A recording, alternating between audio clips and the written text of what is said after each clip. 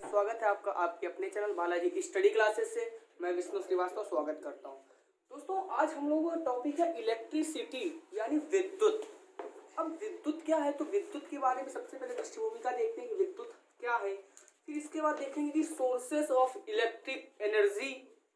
Sources of electric energy यानी बोले तो विद्युत ऊर्जा के स्रोत।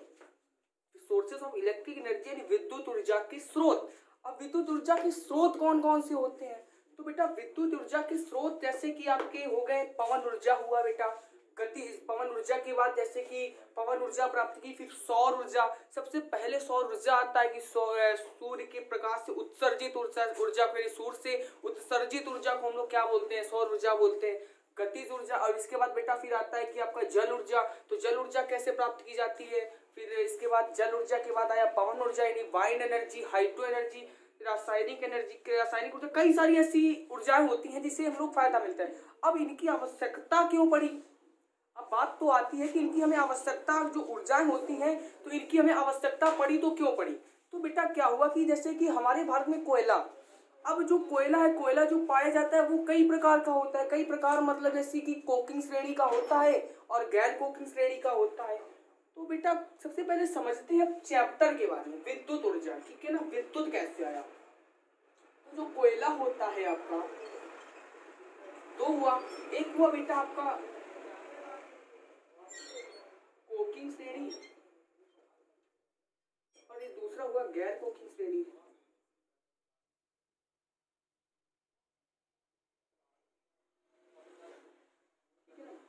गैर कोकिंग श्रेणी, और जैसे कि गैर कोकिंग श्रेणी तो जैसे बेटा और पेट्रोलियम।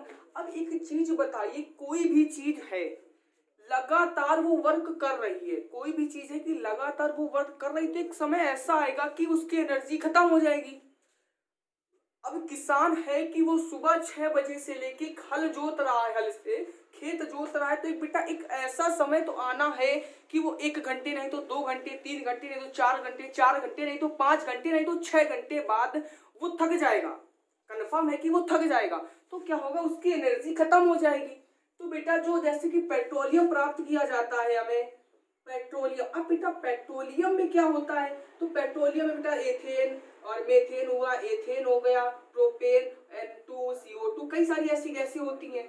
तो ठीक है, ये बात तो छोड़ो। तो बेटा पेट्रोलियम में क्या हुआ कि पेट्रोलियम मुंबई से प्राप्त किया जाता है। अब नीचे से तेल निकाला जाता है। अब तेल निकाला गया तो ये क्या है कि जो हमने एनर्जी बताई थी, जो जैसे कि कोयला हो गया, पेट्रोल डीजल हो गया, ये बेटा अनवीकरणीय स्रोत है। अनवीकरणीय स्रोत यानी परंपरागत स्रोत का मतलब ये होता है कि ये कभी ये खत्म हो जाएंगे तो फिर दोबारा ही उत्पन्न किया नहीं जा सकता।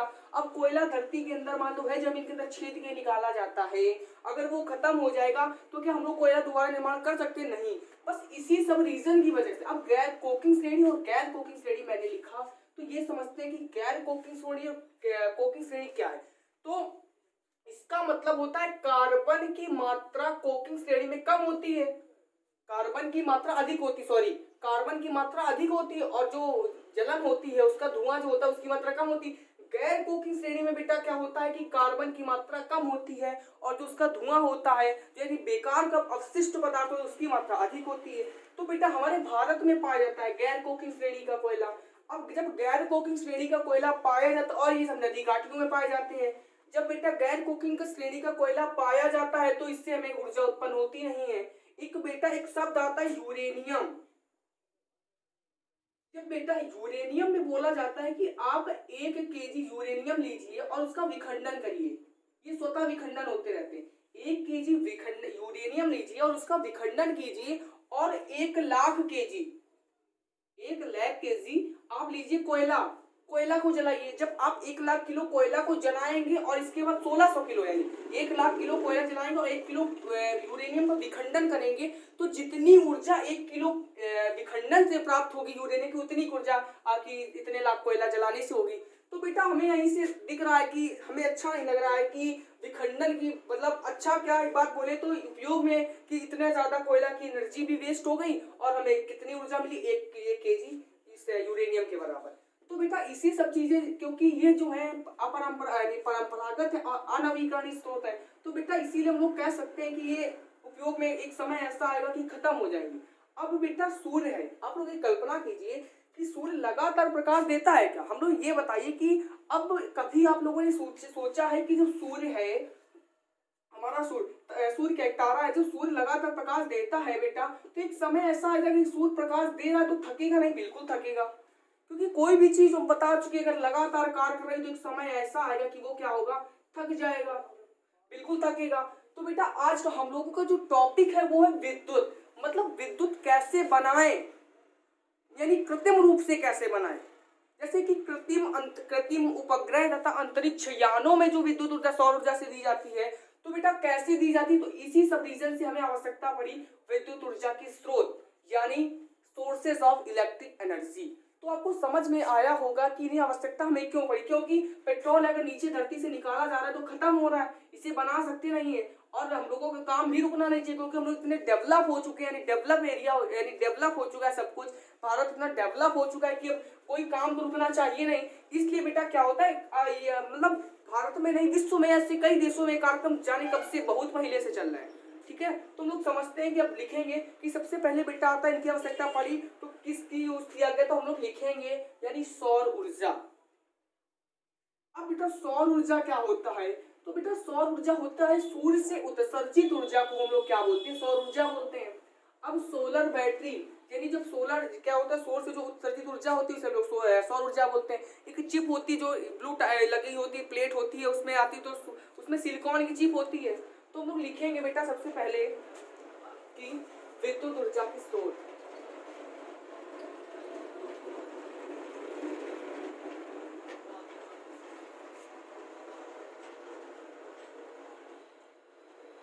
ठीक है। तो में सबसे पहले बेटा हम लोग लिखेंगे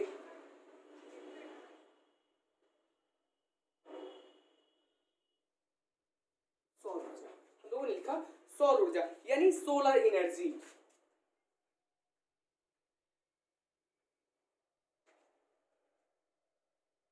अब बेटा सोलर एनर्जी क्या होता है कि सूर्य से उत्सर्जित ऊर्जा को हम लोग क्या बोलते हैं, सौर ऊर्जा बोलते हैं। सूर्य से उत्सर्जित ऊर्जा को हम लोग क्या बोलते हैं, तो लिखेंगे सूर्य से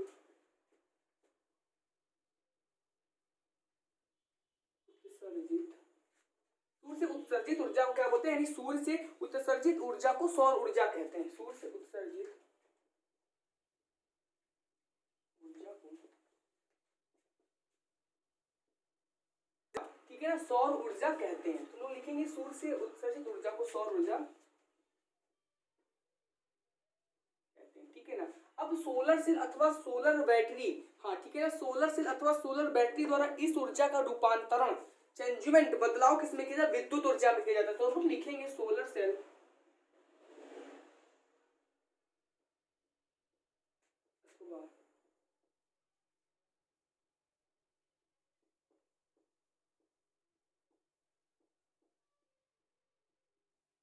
सोलर सेल अथवा सोलर बैटरी द्वारा क्या किया जाता है, सोलर सेल अथवा सोलर बैटरी द्वारा इस ऊर्जा का रूपांतरण,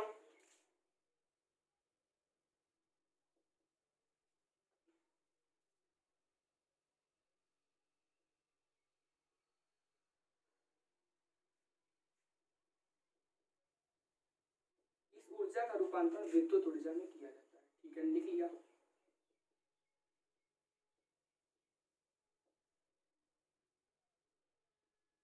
अब तो बेटा इससे कई सारे एयरपोर्ट बना है, नाम मुझे याद नहीं आ रहा है क्लियर, कि सौर ऊर्जा से कौन सा एक प्लेटफॉर्म है जो सौर ऊर्जा से सिर्फ चलता है, सौर ऊर्जा से, यानी इतने पैनल लगे कि सौर ऊर्जा से वो चलता है, ठीक है ना। तो क्या हुआ कि जिस ऊर्जा का रूपांतरण विद्युत ऊर्जा में किया जाता है।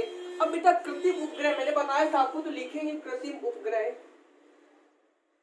कृत्रिम उपग्रह तथा अंतरिक्ष यानों में, कृत्रिम उपग्रह तथा अंतरिक्ष यानों में इस अंतरिक्ष यानों को विद्युत ऊर्जा सोलर बैटरी से दी जाती है। तो कृत्रिम उपग्रह तथा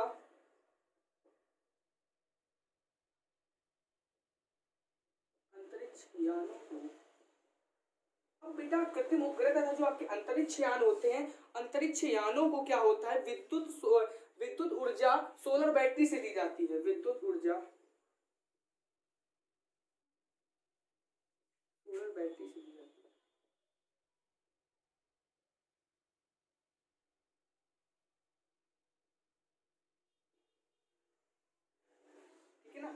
बैटरी से दी जाती है। तो हम लोग एक बार समझ लेते हैं, फिर आगे देखते हैं कि क्या लिखा कि सूर्य से उत्सर्जित ऊर्जा को सौर ऊर्जा कहते हैं। ठीक है ना। फिर सोलर अथवा ये याद रखना है कि सोलर सेल अथवा सोलर बैटरी द्वारा क्या होता है, इस ऊर्जा का रूपांतरण किसमें होता है बेटा, विद्युत ऊर्जा में होता है। फिर कृत्रिम उपग्रह आपका हुआ तथा अंतरिक्ष यानों को विद्युत ऊर्जा सोलर बैटरी द्वारा दी जाती है। ठीक है ना। तो अब हम लोग देखते हैं बेटा, सौर ऊर्जा हो गया। अब हम लोग देखते हैं कौन सी ऊर्जा, अब सौर ऊर्जा हो गई तो देखेंगे जल ऊर्जा यानी हाइड्रो एनर्जी क्या होती है।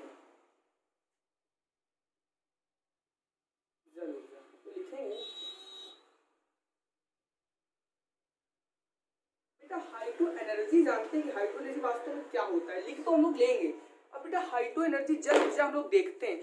तो एक चीज बताइए कि बहते हुए जल में कौन सी ऊर्जा होती है। बहते हुए कई सारी ऊर्जा के क्वेश्चन आते हैं कि बहते हुए जल में होती है बेटा गतिज ऊर्जा। तो विद्युत, अच्छा आप लोग आइडिया लगाओ कि जल ऊर्जा कैसे उत्पन्न होती है। तो बेटा जल ऊर्जा क्या होता है कि ऊपर से झरने गिरते हैं। तुम लोग देखते हैं छोटे से चित्र में कि बेटा सपोज के ये आपका पर्वत है, ठीक है ना, पर्वत है, पर्वत में नीचे आपकी जो जमीन है ऊपर से क्या हुआ, जल गिर रहा है झरनों से। जैसे कि बेटा जबलपुर में एक है कपिल धारा जलप्रपात, धुआंधार से बोलते हैं। बेटा क्या है कि वहां से जल गिर, तो नीचे हम लोग क्या करते हैं कि बेटा टरबाइन लगा लेते हैं। एक जब टरबाइन उसमें लगाते हैं तथा आर्मेचर, एक नाम सुना होगा आप लोगों ने कि आर्मेचर। तो बेटा क्या होता है कि आर्मेचर यानी जो आर्मेचर होता है डायनामो के आर्मेचर को घुमाने से, अब समझिए जब ऊपर से खूब तेज जल गिर रहा है, समझना आप लोग, जब ऊपर से जल गिर रहा है नीचे हम लोगों ने कुंडली लगा ली, क्या लगा ली, पंखुड़ी लगा ली, यानी डायनामो, जो आपको मैं बता रहा हूं कि टरबाइन के पंखे की पंखुड़ियों पर जब जल पड़ा, अब टरबाइन गोल गोल घूम रहा है और जब जल पड़ा तो गोल गोल घूम रही है, तो इससे जो नीचे क्या होता है आर्मेचर की, डायनामो की जो आर्मेचर होती है इसमें कुंडली लगातार घूमने से हम लोग क्या होता है, विद्युत ऊर्जा का बेटा उत्पादन होता है। तो हम लोग लिखेंगे, अब तो आशा करते समझ में आ गया होगा। तो बेटा क्या है बताया कि सबसे पहले हम लोग पॉइंट जो सबसे पहले दिखा था कि बहते हुए जल में, तो क्या लिखेंगे, बहते हुए जल में, बेटा बहते हुए जल में क्या होता है, बहते हुए जल में गतिज ऊर्जा होती है।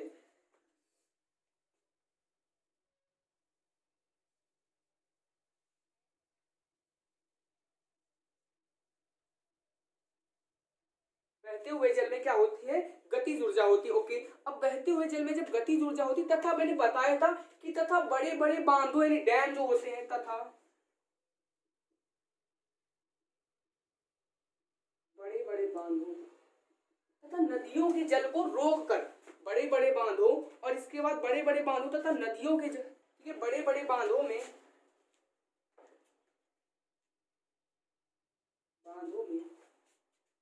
वर्षा तथा नदियों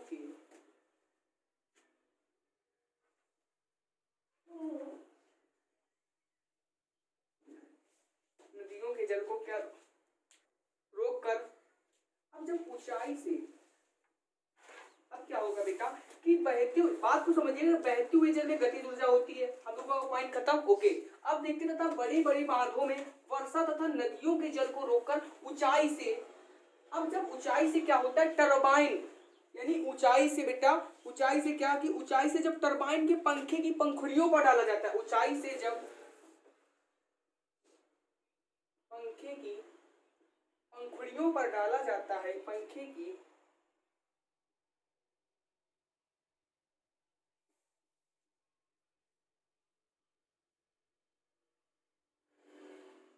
अब बेटा डाला क्या जाता है, जल, जो वही वर्षा का जो जल आता है वो क्या होता है, डाला जाता है पंखुड़ियों पर। बेटा जब डाला जाता है तो क्या होता है, तो टरबाइन का पहिया घूमने लगता है, मैंने आपको बताया था, समझ गए होंगे। तो जो टरबाइन होता है,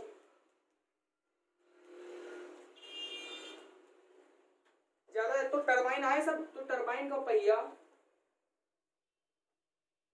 घूमने लगता है। अब टरबाइन का पहिया घूमने लगा, अब उसमें क्या है कि मैंने बताया था क्या होता है कि डायनामो के आर्मेचर होता है, तो टरबाइन का इस पहिए द्वारा, डायनामो के आर्मेचर, तो लिखेंगे इस जो पहिया होता है, इस पहिए द्वारा, इस पहिए द्वारा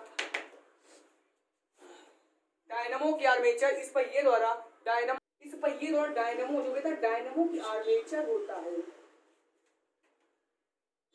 क्या हम ऊपर लिखेंगे, साफ कर देंगे, इस पहिए द्वारा डायनामो का जो आर्मेचर होता है,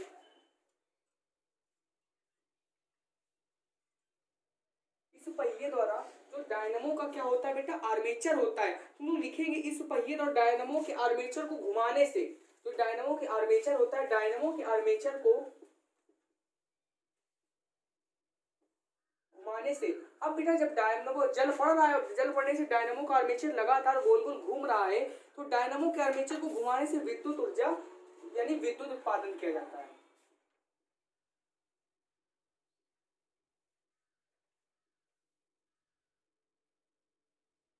ठीक है ना, समझ में आ गया होगा कि विद्युत यानी जल ऊर्जा, हाइड्रो एनर्जी का उत्पादन कैसे होता है। तो वैसे तो समझने के लिए मैंने अपनी लैंग्वेज में आपको बता दिया था, तो एक बार एक किताबी भाषा को देख लेते। क्या है कि बहते हुए जल में गतिज ऊर्जा होती है, ओके हो गई। फिर इसके बाद तथा बड़े बड़े बांधों में, मैंने बताया था पहले, हमने बताया था झरने से जल गिरता है, तो बांध से भी होता है। ऐसा नहीं है कि सर ने बोला झरने तो झरना ही होगा, बांध तथा नदियों में जल ही होता है काफी ऊंचाई पर, तथा बड़े बड़े बांधों को वर्षा तथा नदियों के जल को रोककर ऊंचाई से जब पंखे की पंखुड़ियों पर डाला जाता है तो टरबाइन का पहिया घूमने लगता है। इस पहिए के डायनमो के आर्मेचर को घुमाने से अब क्या क्या होता है बेटा, विद्युत का उत्पादन किया जाता है। अब जो बात, इससे उत्पादन तो होता है, लेकिन जो मैंने झरना बताया उससे ज्यादा अच्छी बिजली उत्पन्न होती होगी।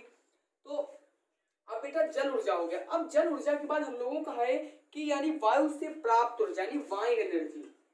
अब बेटा सोचो कि वायु से प्राप्त कैसे ऊर्जा होगी, समझने वाली तो बात है कि जो वायु है, वायु से कैसे ऊर्जा प्राप्त होगी। वायु तो मतलब चली रही है, तो वायु से ऊर्जा कैसे प्राप्त होगी। हाँ भैया, वायु से भी ऊर्जा प्राप्त होती है।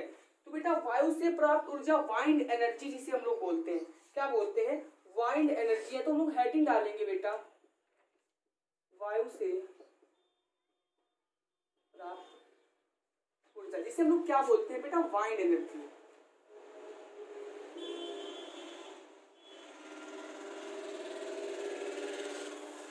वाइंड एनर्जी बोलते हैं। अब बेटा वाइंड एनर्जी में क्या होता है, जो यानी आपके वो बेटा लगे होते हैं, जैसे कि इसमें भी उसमें टरबाइन का यूज आया था, तो इसमें बेटा पवन चक्की होती है। अब मूवी में आप लोगों ने पवन चक्की तो जरूर देखी होंगी। पवन चक्की कहाँ बेटा होती है, देखो मैं आपको समझाने के लिए छोटा सा मैप बना रहा हूँ बेटा।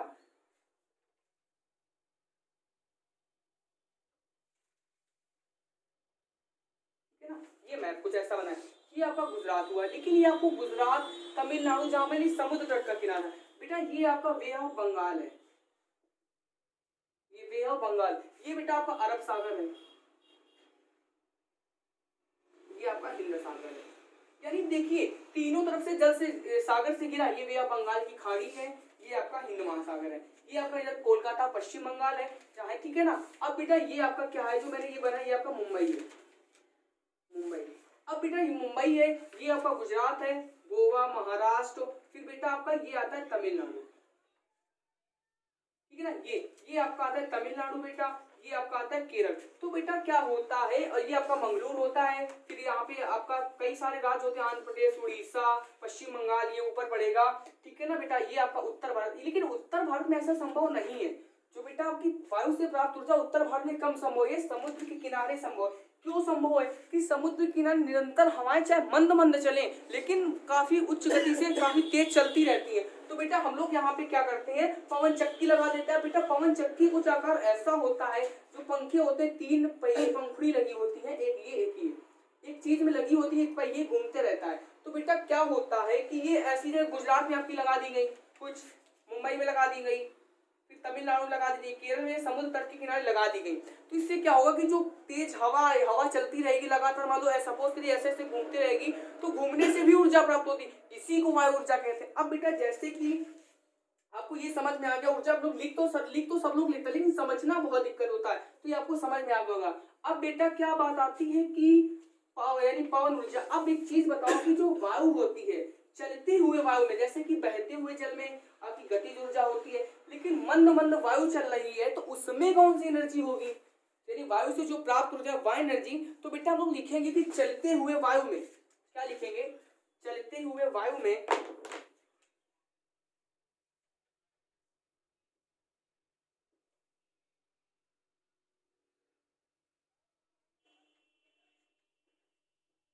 चलते हुए वायु में कौन सी एनर्जी होती है, तुम लोग लिखेंगे चलते हुए वायु में गतिज ऊर्जा होती है।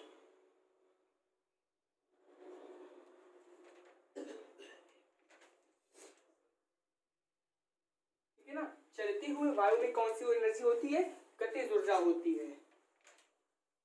अब जो हम लोगों के कुछ पॉइंट है वो लिख लेंगे। तो चलते हुए वायु में आपकी गतिज ऊर्जा होती है, ओके। अब इसके बाद जिसे हम लोग क्या बोलते हैं, गतिज ऊर्जा बोलते हैं, जिसे हम लोग पवन ऊर्जा बोलते हैं, हम लोग लिखेंगे इसे पवन ऊर्जा कहते हैं।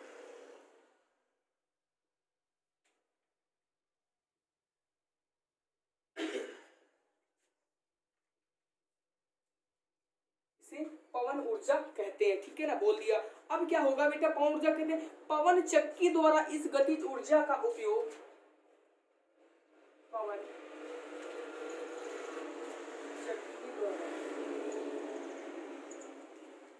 इस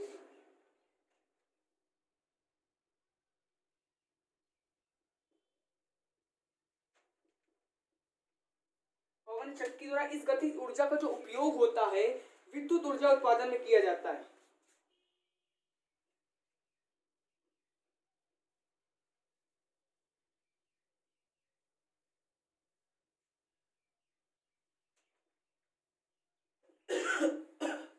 क्या होता है, इस गतिज ऊर्जा का उपयोग किसमें होता है, विद्युत ऊर्जा के उत्पादन में किया जाता है, ठीक है। जब विद्युत ऊर्जा के उत्पादन में इसका किया जाता है, इस ऊर्जा के अनेक कार्य हैं। क्या है बेटा, इस ऊर्जा के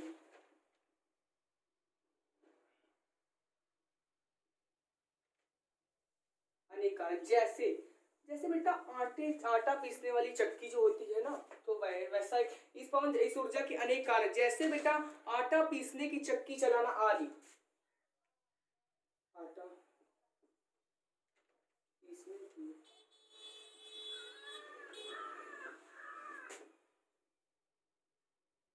अब समझ सकते हो, जो पवन ऊर्जा होता है, पवन ऊर्जा होती है, पवन ऊर्जा से यहाँ तक आपकी आटा पीसने की चक्की चलने लगी। आप समझ सकते हो भारत कितना डेवलप हो गया, ठीक है ना। तो बस क्या हुआ, इस ऊर्जा के अनेक कार्य है, जैसे कि आटा पीसने की चक्की।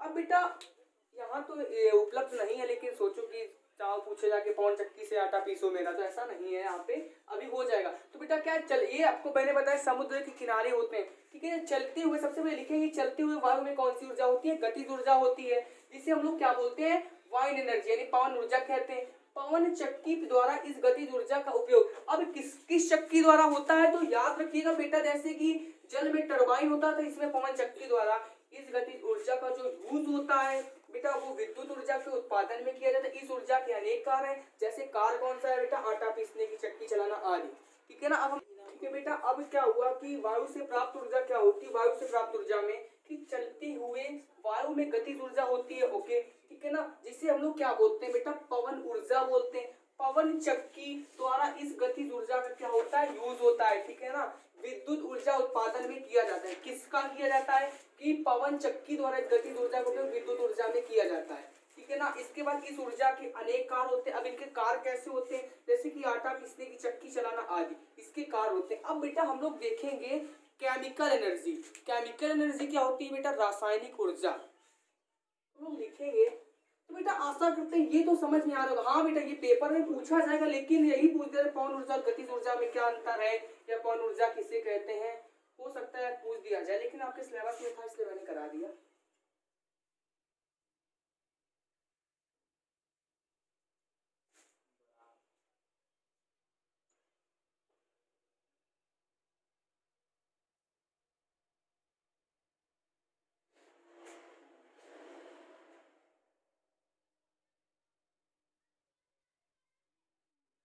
क्या हुआ बेटा, केमिकल ऊर्जा यानी रासायनिक एनर्जी।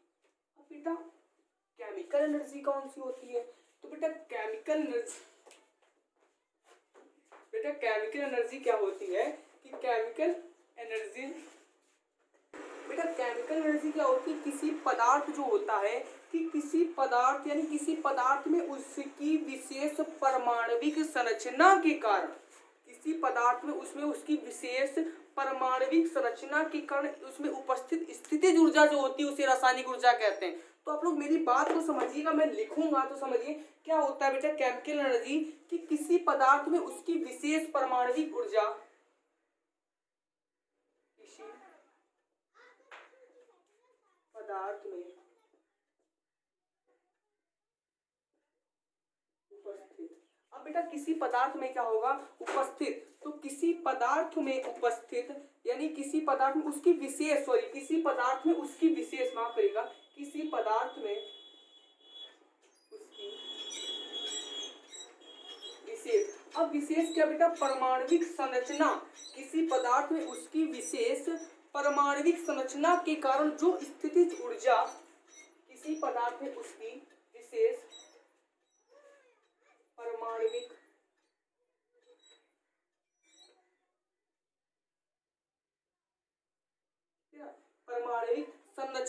परमाणविक संरचना के कारण जो स्थितिज ऊर्जा संचित रहती है, परमाणविक संरचना के कारण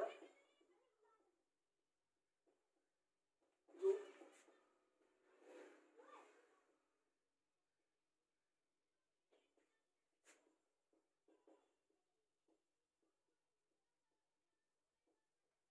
उसे क्या बोलते हैं कि रासायनिक एनर्जी, नहीं उसे केमिकल एनर्जी हम लोग कहते हैं, उसे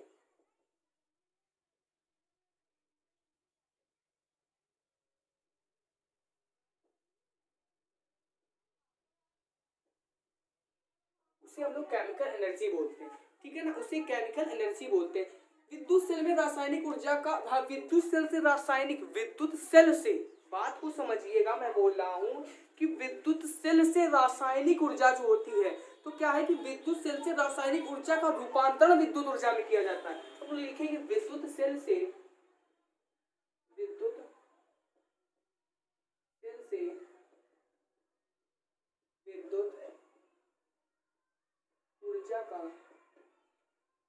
विद्युत सेल से विद्युत ऊर्जा का रूपांतरण, विद्युत सेल से विद्युत ऊर्जा का रूपांतरण विद्युत ऊर्जा में किया जाता है।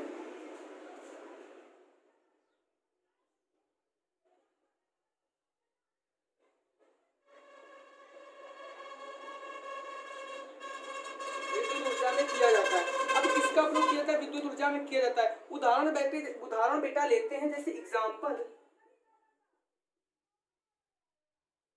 बेटा शुष्क सेल यानी ड्राई सेल, शुष्क सेल हो गए। शुष्क सेल के बाद बेटा आता है आपका लैक्लांसे सेल,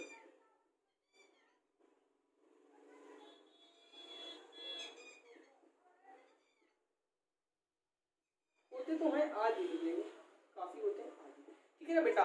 तो क्या होता है लैक्लांसे सेल, ये सेल लिखा है ना कि बेल, ठीक है ना। तो क्या हुआ कि किसी पदार्थ में उसकी विशेष परमाणविक संरचना, कोई भी पदार्थ हो उसमें परमाणु संरचना जो होती है, विशेष परमाणविक संरचना के कारण जो उसमें स्थितिज ऊर्जा संचित रहती है, उसे क्या बोलते हैं, केमिकल एनर्जी बोलते हैं। तो इसे याद नहीं करना है, कोई भी पदार्थ होगा उसमें परमाणु विशेष स्थिति होगी, वो परमाणु संरचना के कारण उसमें क्या होगा, स्थितिज ऊर्जा स्थित होगी, संचित होगी, तो उसे क्या होगा, संचित ऊर्जा को क्या कहते हैं, रासायनिक ऊर्जा कहते हैं। विद्युत सेल में से विद्युत ऊर्जा का रूपांतरण किया जाता है, जैसे शुष्क सेल, लैक्लांसे सेल। अब बेटा हम लोग देखते हैं न्यूक्लियर एनर्जी। अब न्यूक्लियर यानी नाम आता है कि न्यूक्लियर एनर्जी क्या होता है, तो बेटा न्यूक्लियर एनर्जी मतलब नाभिकीय ऊर्जा। क्वेश्चन पूछा जाता है कि पहला नाभिकीय रिएक्टर कहाँ गाड़ा गया है, पहला नाभिकीय रिएक्टर कहाँ बना, कहाँ निर्माण हुआ, कई सारे ऐसे क्वेश्चन आते हैं। ये तो बेटा आपके जो मैं जैसे कि थोड़ा मैप में बता देता हूँ कि कौन सा कहाँ राज्य है, तो ये आपके एसएसटी के लिए मैं बता देता हूँ, नहीं तो कोई इतना इंपॉर्टेंट नहीं है, क्योंकि आपके लिए बेटा एसएसटी भी इंपॉर्टेंट है। जितना मायने आपका अगर साइंस रखती है, विज्ञान रखता है आपका, विज्ञान आपका सबसे पहले सब्जेक्ट देखते हैं, हिंदी हुआ बेटा आपका, हिंदी हुआ, फिर इसके बाद हिंदी के बाद आपकी होती है अंग्रेजी, अंग्रेजी के बाद बेटा विज्ञान, विज्ञान के बाद सामाजिक विज्ञान, ठीक है ना, हिंदी हुआ, अंग्रेजी, विज्ञान, सामाजिक विज्ञान, और फिर इसके बाद गणित हुआ, और गणित के बाद संस्कृत या कला में कोई एक होता है।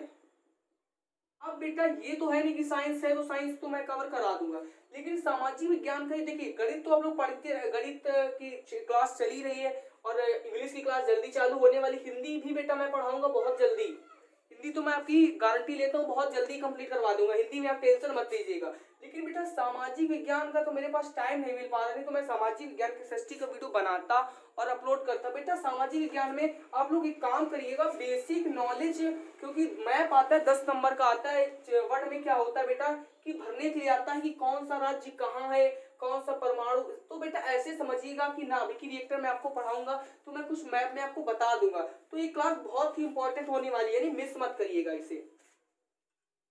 तो बेटा विद्युत ऊर्जा के स्रोत में न्यूक्लियर एनर्जी आती है। न्यूक्लियर एनर्जी क्या होती है बेटा? नाभिकीय ऊर्जा, यानी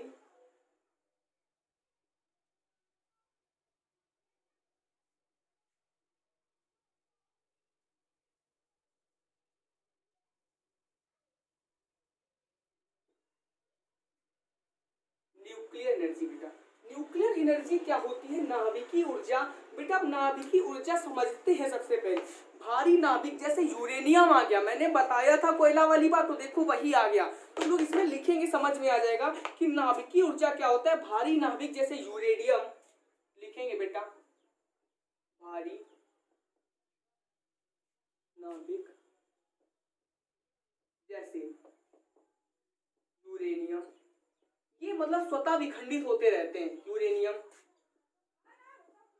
रेडियम और बेटा तथा थोरियम, तथा अब बेटा जो थोरियम होता है ये याद रखिएगा, ये आपका मोनोजाइट बालू में पाया जाता है। मोनोजाइट बालू याद रखिएगा, जो आपका थोरियम होता है ये मोनोजाइट बालू में क्या होता है? पाया जाता है। तो हमने क्या लिखा कि भारी नाभिक जैसे यूरेनियम हुआ, रेडियम हुआ तथा थोरियम आदि तत्वों के नाभिकों में, आदि तत्वों के नाभिकों में बेटा मूल कण कौन से होते हैं? प्रोटॉन हुआ, आपका न्यूट्रॉन हुआ। तो बेटा नाभिकों में क्या होता है? नाभिकों में मूल कणों, मूल कणों प्रोटॉन तथा न्यूट्रॉन, ठीक है ना। मूल कणों प्रोटॉन हुआ तथा प्रोटॉन तथा न्यूट्रॉनों की विशेष अवस्था के कारण, न्यूट्रॉनों की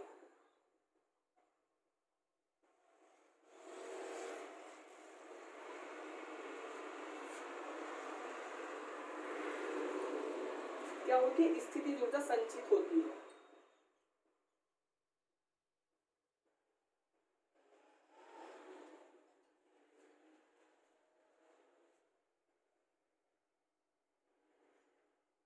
विद्युत ऊर्जा संचित रहती है। अब बेटा एक चीज समझ में आया कि जो हम लोग ऊर्जा पढ़े इसमें सारा खेल काइनेटिक एनर्जी और पोटेंशियल एनर्जी का है।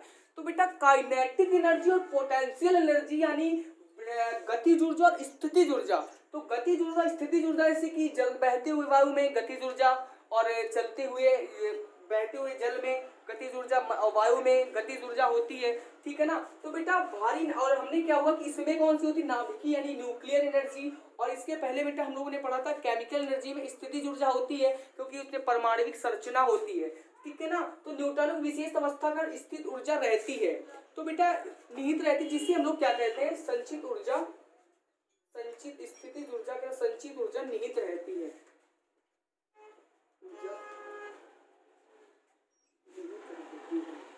जिसे बेटा हम लोग क्या बोलते हैं? न्यूक्लियर एनर्जी बोलते हैं।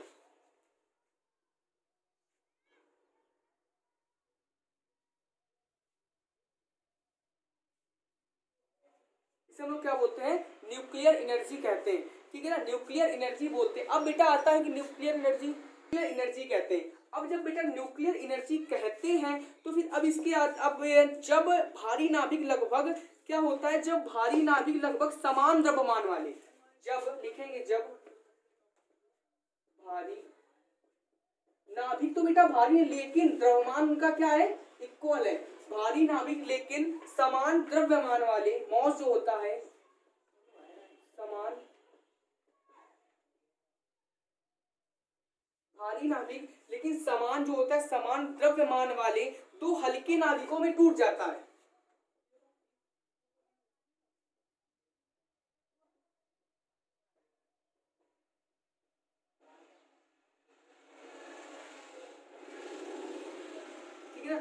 हल्के नाभिकों में टूट जाता है।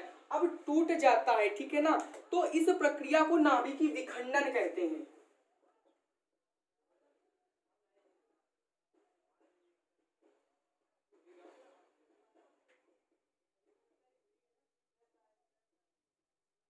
अब इस प्रक्रिया को बेटा बोलते हैं नाभिकीय विखंडन कहते हैं।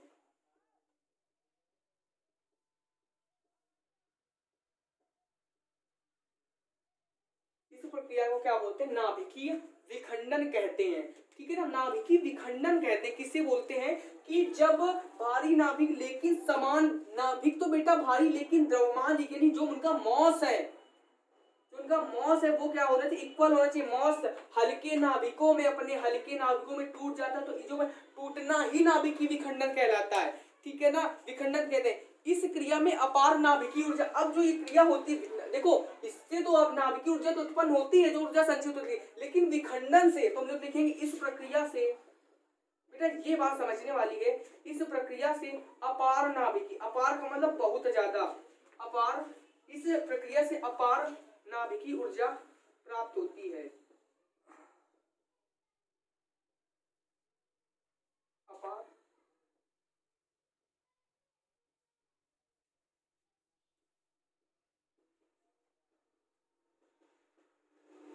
अब क्या होता है? इस ऊर्जा से अपार नाभिकीय ऊर्जा प्राप्त होती है। अब बेटा नाभिकीय विखंडन की क्रिया होती कहाँ है? तो नाभिकीय विखंडन की क्रिया नाभिकीय रिएक्टर में होती है। आपको लिखना है नाभिकीय विखंडन की क्रिया,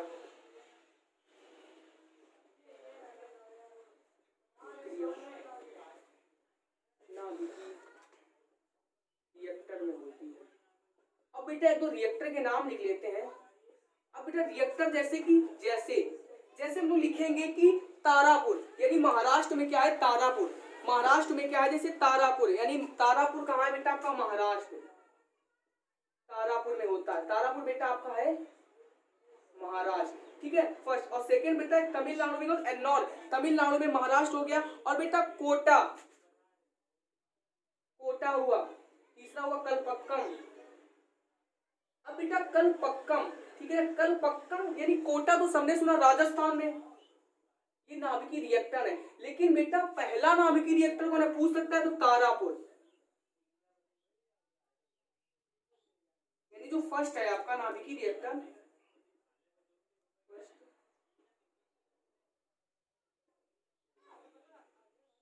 जो फर्स्ट आपका न्यूक्लियर एनर्जी है वो कहाँ है? तारापुर है, ठीक है ना। जो फर्स्ट न्यूक्लियर एनर्जी वो तारापुर। कोटा, कलपक्कम का बेटा, कलपक्कम आपका है तमिलनाडु,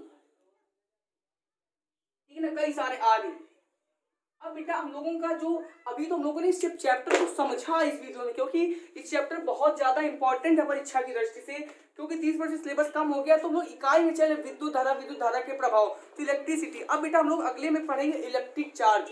अभी आशा करते हैं कि आपको ये समझ में आए होंगे, और इनका उत्पन्न क्यों, यानी ये बनाए क्यों गए, ये भी मैंने बहुत अच्छे समझाया, तो आशा करते हैं समझ में आया होगा। चलो मिलते हैं दोस्तों अगले वीडियो में। बाय बाय दोस्तों।